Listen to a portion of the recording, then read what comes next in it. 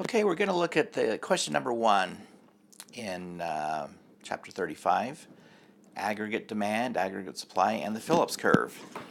Well, let's start by putting in what we have, what they give us. Okay, so here we are. This is the price level, and this is output. Here's short run aggregate supply, and what do they have here? They've got aggregate demand down here, and this is in 2020.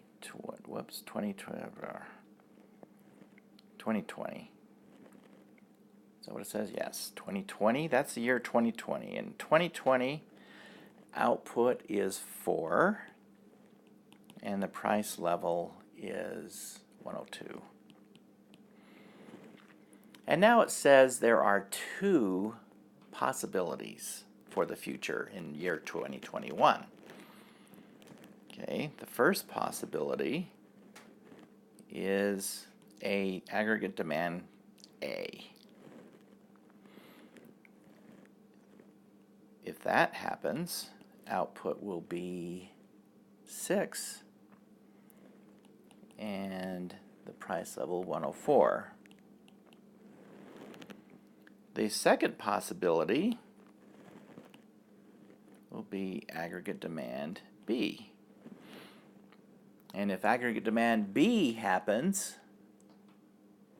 looks like output will be 7. It's sitting there right between 6 and 8. And the price level will be 105. All right. So there we have it. We're currently right here with the price level of 102, output of 4. In the future, we expect aggregate demand to increase next year. We're not sure. It's either going to go to here or it's going to go out to here. Okay, so let's see what the questions are. It says, suppose the unemployment rate is 7% under one of these 2 outcomes. Okay, either this outcome or this outcome. Based on the previous graph, well, this graph here, you would expect what to be associated with a lower unemployment rate? Okay, and the choices aggregate demand A or B. Which one would be associated with the lower unemployment rate? Well, unemployment's not on this graph, is it?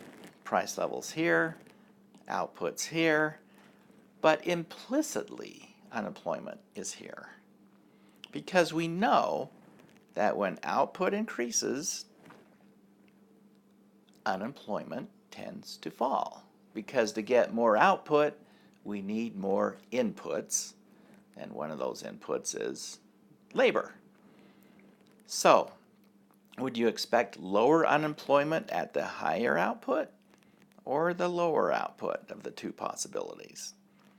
Well, it seems to me that we would expect 5% unemployment to be associated with the higher output of 7 and 7% unemployment to be associated with the lower output. Now it wants us to figure out the inflation rate. All right. Well, here we have the price levels, and inflation is simply the percent change between price levels. So what's the inflation rate between 102 and 104? Okay, well, that's just, again, the percent change. We plug that in our percent change formula. Here's the generic formula if you need a review. X2 minus X1 divided by X1 times 100 to convert it from a decimal to a percent. Okay? So X1 would be where we start. X2 would be where we end up. So let's calculate the inflation rate between 102 and 104. So if we start out at 102, see, that's going to be x1. End up at 104, that's going to be x2, right? So we have 104 minus 102 divided by 102. And we multiply that by 100, so that's 2 divided by 102. That gives us, let's see, crank out the calculator, 2 divided by 102. I get 0.02, but here we have to be careful of rounding errors. So just keep that 102 in the calculator and multiply by 100, and we get 1.96. Okay, so the inflation rate is 1.96. Now, so go from 102 to 105. That would be, let's see, well, x1 is 102, x2 is 105, right? So if that happens, the inflation rate would be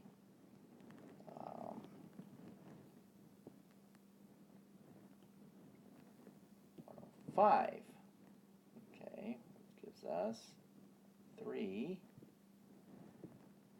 which gives us,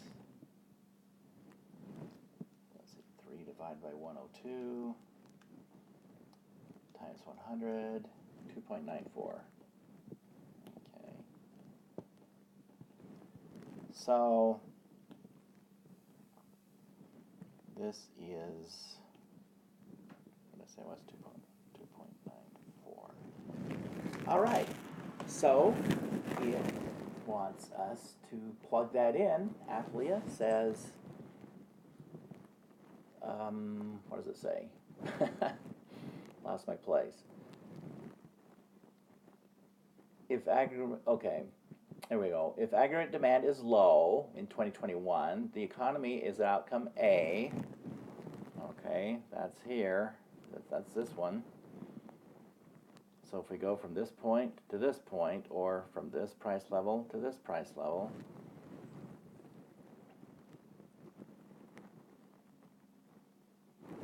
the inflation rate is, and we just figured that out, should be 196. And there it is, 196.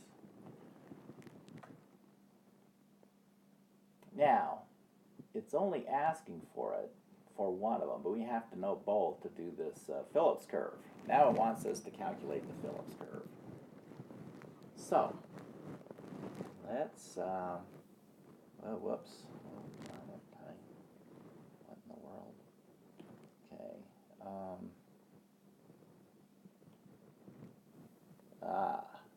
Yeah. Let's now do the Phillips curve. Put that there. All right. Phillips curve. This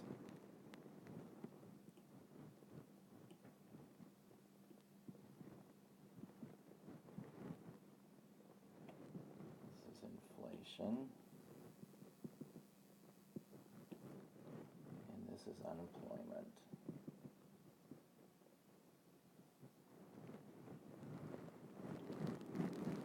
All right, we have 2 points really to deal with.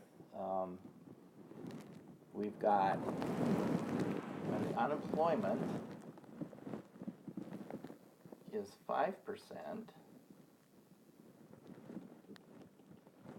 inflation is 2.94%. Okay, let me put some numbers in here. 1, 2, 3, 4, 5, 6. Okay. And inflation, 1, 2, 3, 4. Okay.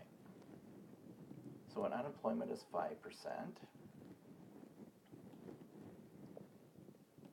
we have about 1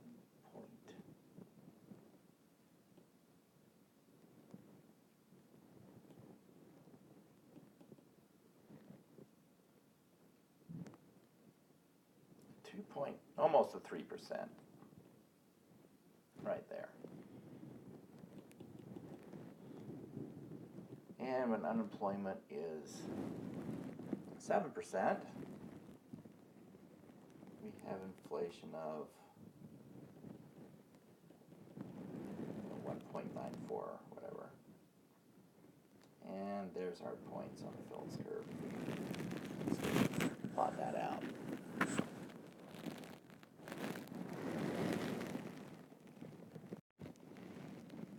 Now the next question says, suppose that government is considering enacting an expansionary policy in 2020. Okay, so we're sitting here at 2020, and they're going to, cut taxes, increase spending, or something. And it would shift aggregate demand from 80A to 80B. What would this do? This would cause a movement along the short run Phillips curve. Yes, it'd be a movement along. It'd be going from here to here, resulting in an increase in the inflation rate. Yes, from here to here. Well, from here to here. And a decrease in the unemployment rate. So we go from here to here, unemployment falls. So we can see that over here. If we're going to go from here to here, we're going from unemployment of 7% to unemployment of 5%. We're going from inflation of 1.96% to inflation of 4%.